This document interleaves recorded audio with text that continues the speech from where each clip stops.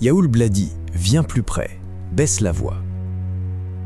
Ce que je vais te raconter, c'est pas une histoire pour dormir. C'est une histoire pour ne plus jamais dormir tranquille. On était tous là, à Constantine, dans le vieux quartier de Belwisdad, là où les maisons se tiennent les unes aux autres comme des vieilles qui ont peur de tomber. Les ruelles sentaient toujours le jasmin et le pain chaud. Les enfants jouaient jusqu'à minuit l'été. Les femmes criaient d'une fenêtre à l'autre « Fatia, descends le café !» Et au milieu de tout ça, il y avait Ammar. Ammar Benyaya, 34 ans, toujours rasé de près, toujours une chemise blanche impeccable, même quand il faisait 45 degrés. Il avait cette petite épicerie au coin de la rue des Orfèvres, tu sais, là où la porte verte est tout écaillée. Au début, c'était rien. 3 étagères, un frigo qui faisait du bruit et des dettes jusqu'au cou. Mais en 2019, 2020, 2021, voilà, en 3 ans à peine, Ammar est devenu quelqu'un d'autre. 3 immeubles neufs, une Mercedes noire AMG qui brillait plus que le soleil, un téléphone pliable que même les fils de ministres n'avaient pas encore. Et pourtant, il restait le même Ammar. Quand la petite de Silarbi a eu besoin d'une greffe de rein, c'est Ammar qui a payé les 800 000 dinars cash, sans même demander qu'on le rembourse. Quand la vieille Zohra n'avait plus rien à manger, il lui remplissait le placard et lui glissait 20 000 dinars, pour le gaz. Quand une mariée n'avait pas de dot, c'était encore Ammar qui arrivait avec une manette pleine d'or. Les femmes disaient entre elles, « Celui-là, c'est un wali. Allah l'a choisi. » Les hommes disaient, « C'est la baraka, c'est tout. » Et moi, je disais la même chose, parce que j'étais son ami. On buvait le thé ensemble tous les vendredis après la prière. Mais il y avait un truc qui nous grattait un peu, tu vois. Tous les jeudis soirs, à 18h37 précise, je te jure, j'ai chronométré, Ammar baissait le rideau de fer. Il sortait avec sa vieille sacoche en cuir noir, celle que son père lui avait laissée avant de mourir. Il mettait son chapelet en bois d'olivier dans la poche gauche et il disparaissait. On le revoyait que le vendredi après Joumoua. Quand on lui demandait « Où tu vas comme ça tous les jeudis, Silarbi ?» Il souriait, toujours le même sourire timide, et il répondait toujours la même phrase. « Je vais voir ma mère à Ain Smara. Elle est très malade, elle a besoin de moi. » On hochait la tête. On n'a jamais vu cette mère. Et personne n'osait insister. Parce que poser trop de questions dans notre quartier, ça porte malheur. Mais cette sacoche noire, elle ne rentrait jamais vide. La première nuit où Ammar a entendu parler des eaux. 3 ans avant toute cette richesse, Ammar était au fond du trou. L'épicerie ne vendait plus rien, les grossistes ne livraient plus à crédit. Sa femme Samia, une beauté douce avec des yeux verts, pleurait tous les soirs dans la cuisine.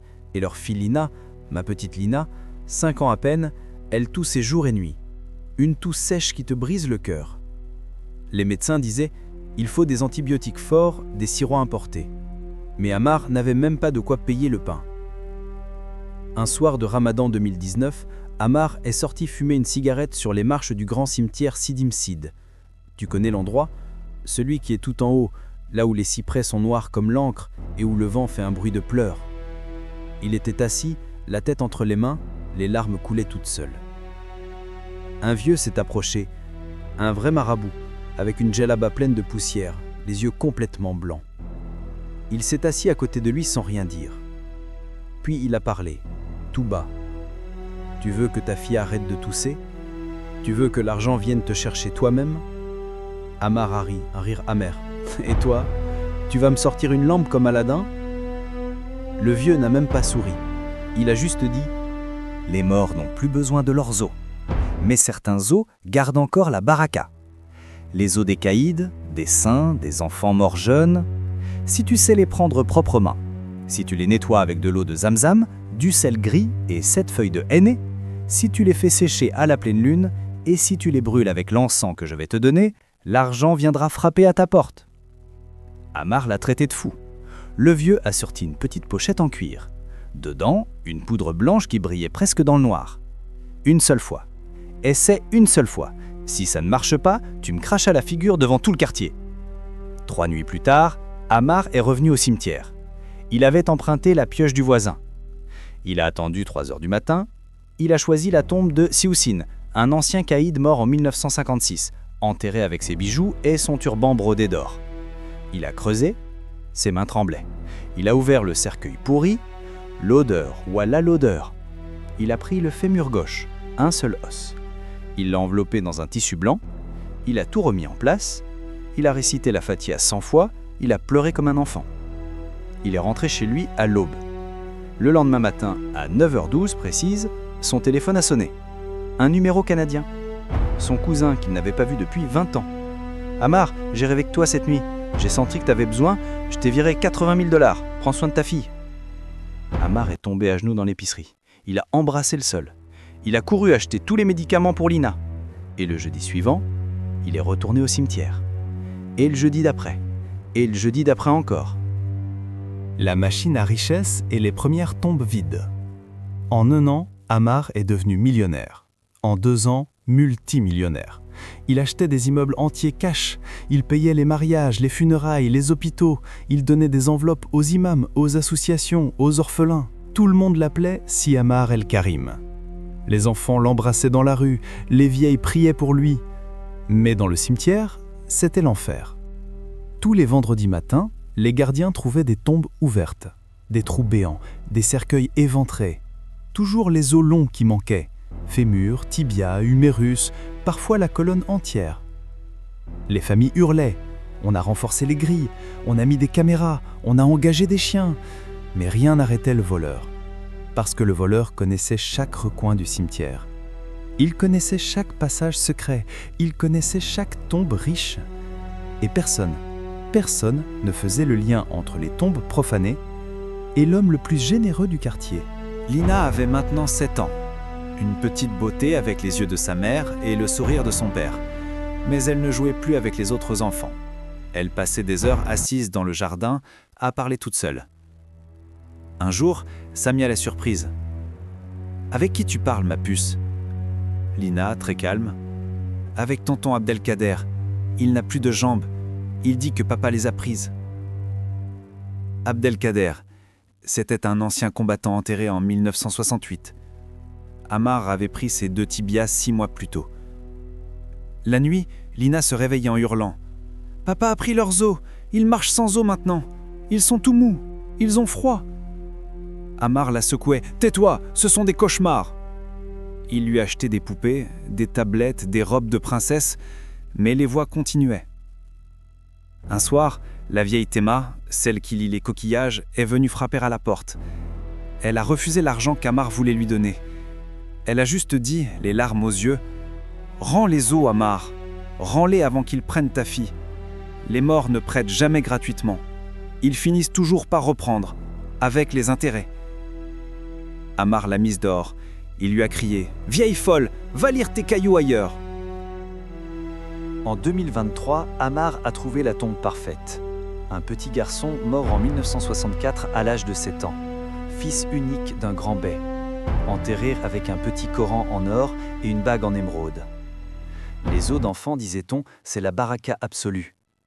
Un acheteur de Dubaï lui avait promis 1 million d'euros cash. 1 million. Ce jeudi-là, Amar a creusé plus profond que jamais. Il a sorti le petit squelette.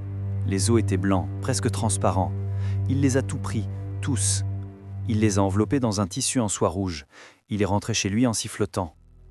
Mais quand il a poussé la porte, Samia était par terre, en larmes, les cheveux décoiffés. Lina a disparu. On a cherché partout, dans le jardin, dans les ruelles, chez les voisins, chez les cousins, rien. À 2h17 du matin, le téléphone d'Amar a sonné. Numéro masqué. Une voix d'homme, très vieille, très calme. « Tu as pris les os de mon fils il y a 60 ans. Ce soir, je prends ta fille. Tu as jusqu'à l'aube pour rendre ce que tu as volé. » Clic. Amar est devenu fou. Il a couru au cimetière. Il a tout sorti de la sacoche. Il a remis les petits os dans le cercueil. Il a pleuré, il a supplié, il a embrassé la terre. Il a récité toutes les sourates qu'il connaissait. Mais l'aube est arrivée et Lina n'est pas revenue. Le prix que personne n'avait prévu. 3 jours plus tard, le gardien du cimetière a appelé Amar en hurlant. « On a retrouvé la petite !» Posée délicatement sur la tente du garçon du bey. Elle respirait encore. Mais son corps, il n'y avait plus un seul os. Rien. que la peau, les muscles, les organes, comme une poupée de chiffon vivante. Ses petits yeux verts regardaient son père. Elle a murmuré très faiblement « Papa, j'ai froid. Je n'ai plus d'os. » Elle est morte 6 heures plus tard dans les bras de Samia. Ammar n'a plus jamais parlé normalement. Il a tout vendu. Les immeubles, la Mercedes, les bijoux. Il est retourné vivre dans la petite épicerie du début. Et tous les jeudis soirs, il va au cimetière. Mais il ne prend plus rien. Il s'assoit sur la tombe de sa fille et il pleure jusqu'au matin. Aujourd'hui, si tu passes devant l'épicerie, le rideau est baissé. Mais Ammar est là, assis sur une chaise en plastique, les yeux dans le vide. Son corps s'affaisse un peu plus chaque année. On dit qu'il perd un os à chaque anniversaire de la mort de Lina. D'abord un doigt, puis une côte, puis une vertèbre. Ils fond, lentement, comme une bougie. Et la leçon que les vieux répètent encore le soir quand les enfants demandent pourquoi on ne devient pas riche trop vite. Écoute bien, Yaoulidi. La richesse qui vient sans travail, elle sent toujours la terre humide. L'argent qui tombe du ciel, il a toujours un goût de larmes.